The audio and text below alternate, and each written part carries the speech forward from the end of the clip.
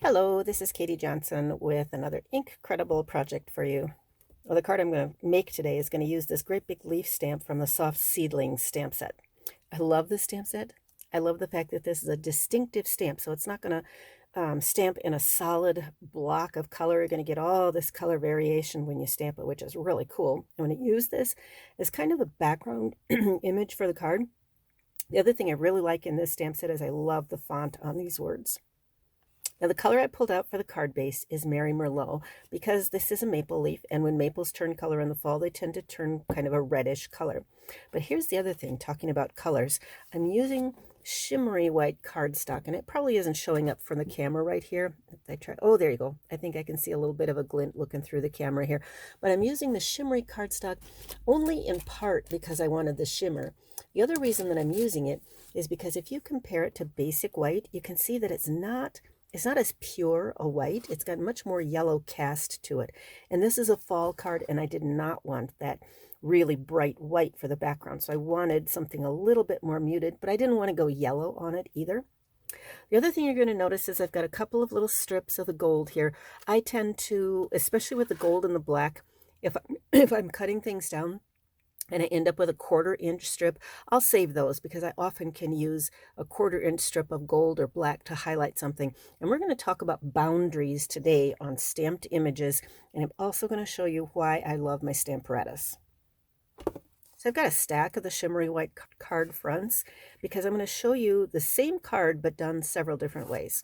So for each of them, we're just going to use this shimmery white cardstock as the card front, and then we're going to put something interesting on the front of it. One just gets its shimmery white card front. Next, I've cut some strips of the same Merry Merlot. This is going to go right across the front, and it's going to have the image of my leaves, and then we'll put a sentiment down below. So one way to do this is to just come in and stamp the leaves, which is what I'm going to do here quickly. This is going to get real messy real quickly because I don't want it full strength. I'm going to stamp off.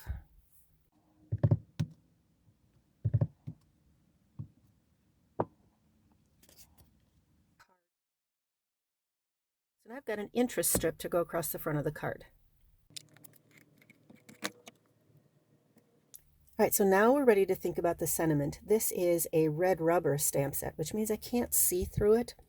And many times with a font like this, it's less critical if you get it straight because it looks handwritten. However, this one looks pretty darn straight to me as I'm looking across. I don't want it to be crooked. One reason for using my Stamparatus. I'm going to show you a second way to use it on a second card here in a minute, but let's get this set up. All right, so here's my Stamparatus. Here's the card. I don't want it to move, so I am going to use the magnet to hold it in place. I want to put this down, but I want to be able to, it's got, I don't think it has ink on it, but it just, I've been doing a bunch of projects here and it may. So I'm going to protect my sample by using the silicone craft mat. Now, the silicone craft mat is translucent, right? I can see through it. So I can place this and I can decide how I like it, whether I want it to be off to the, I want it to be right in the middle. It's still red rubber. I can't tell if it's exactly level on here, but when I stamp it, I can. So I'll pick up the stamp, go ahead and ink it and stamp it right on that silicone craft mat. And now I can tell if I'm level or not. And actually, it looks like that it looks like it's slanting a little bit upwards. So I'm going to rotate it 90 degrees so I don't confuse myself and reposition that stamp just a little. And try it again.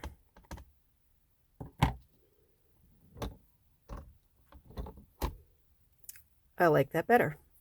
So now that I'm happy with it, now I can go ahead and stamp on my project. This is why if you don't have a stamping tool, you need one. Perfect. So lining things up, a second reason that people like having a stamping tool, if that wasn't dark enough, assuming the magnet held everything right exactly in position, you can come back and stamp a second time and get it a little bit darker. Okay, let's bling up this project a little bit. I'm going to turn this into a very simple card. If you've watched my videos, you know that sometimes I have trouble staying simple. There is one more thing I can do to bling this up a little bit. I could come in with my Wink of Stella, which gives a glitter finish to things. You see that shine on there? And I could just go over all the leaves with that.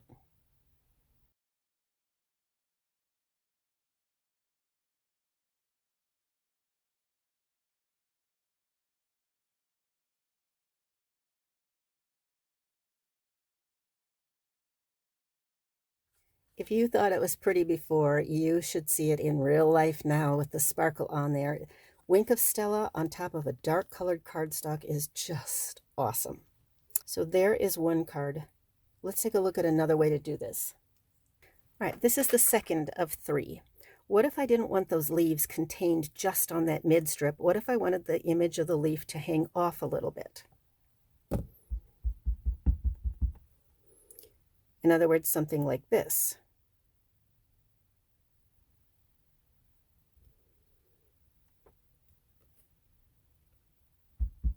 Do you see what's happened here?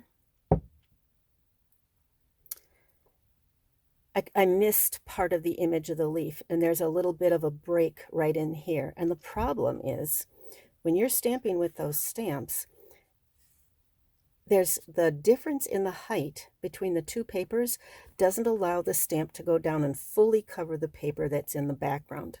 So here is my solution to that. I'm going to bring the Stamparatus back in here. I'm going to take off this plate. It comes with 2 plates, so I'm just going to bring in the other one. And I don't need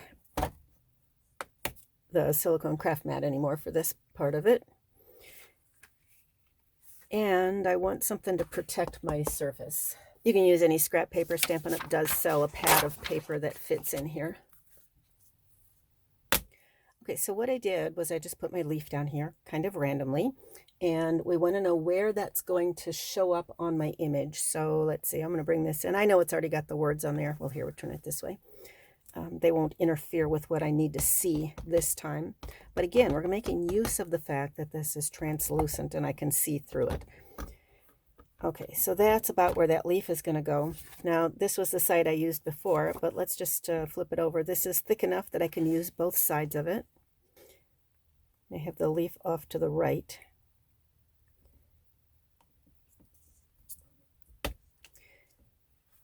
And this time, we're going to stamp once on the white to get the full image.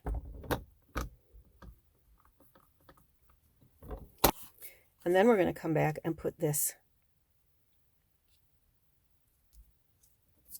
across it. And now I can stamp again, and it doesn't matter if extra ink gets on the white part because it's already, that's where I want the image to be, but it's going to be a perfect match, and I'm going to avoid that place where there was the white edge that wasn't showing through.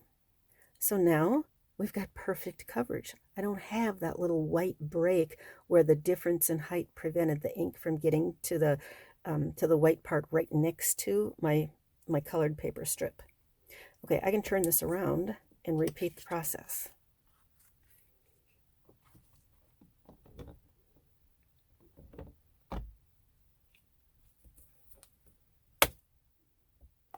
Order of operations doesn't make any difference.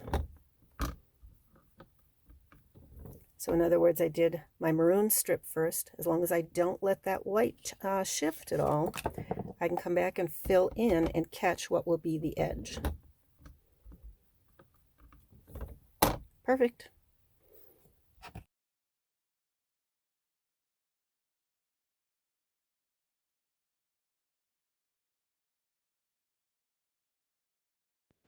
So now we've adhered the strip to the white card front, and then we're going to add a little bit of bling to the lower corners, some rhinestones. I wasn't real happy with the way those two ended up, so we're going to end up covering that, and I'm going to put my sentiment on. This is I'm going to put my sentiment. We're going to silver emboss it on here to match the silver rhinestones.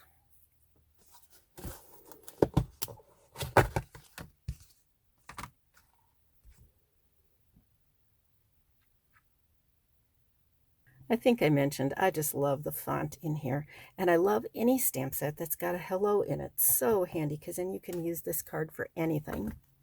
All right, let's Versamark. silver embossing powder. Whoops, I put that not, I didn't leave myself enough room there. Let's come over here.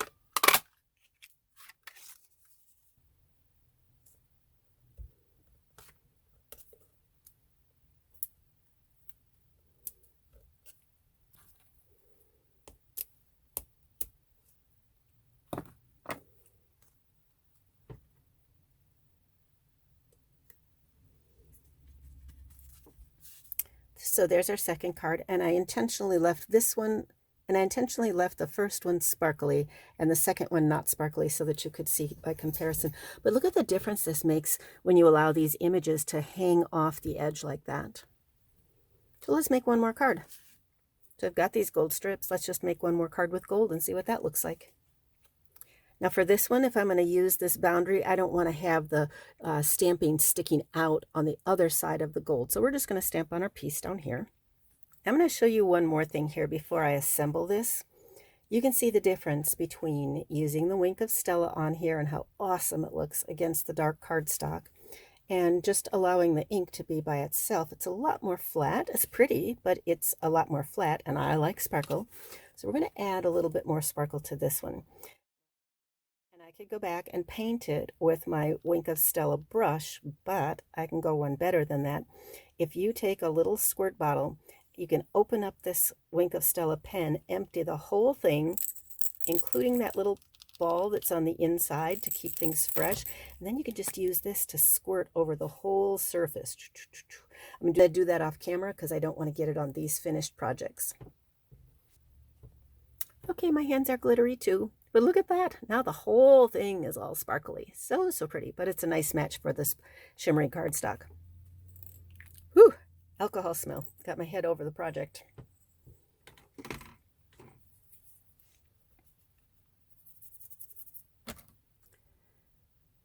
Need to let that dry a little bit.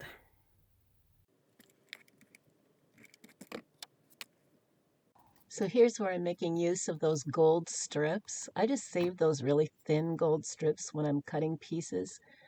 And they're long, so they're a little bit longer than the card thing, but I'm gluing them on, and then I'm just going to take my scissors and go from the back side and trim them off so that they match the length of the card.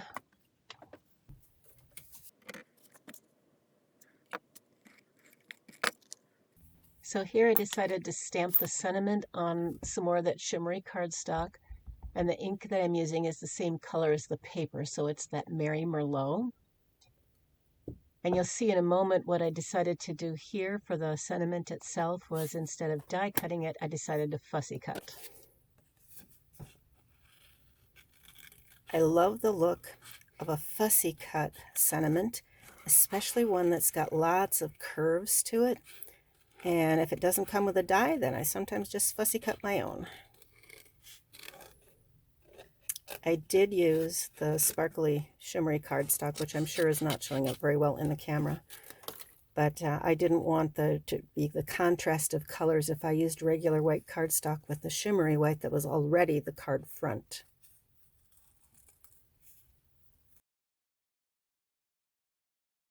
Maybe we're just going to layer it on a gold scallop.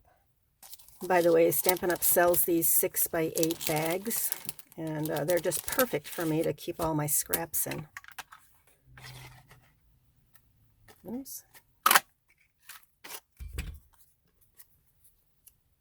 Oh, that's going to look nice. That is going to look nice. I feel like if I put it off to the left, your brain would be looking for what comes next, but by putting it in the center, your eye is drawn to it, and it's like, oh, that's what we're looking at, that sentiment right there. And we will pop it up on dimensionals just to make it stand out.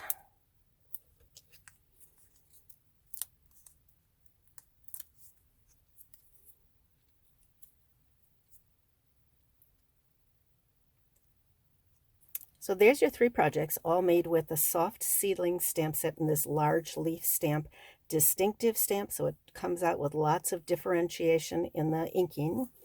We treated it 3 different ways. Here I colored on the dark cardstock with that Wink of Stella pen. Awesome look.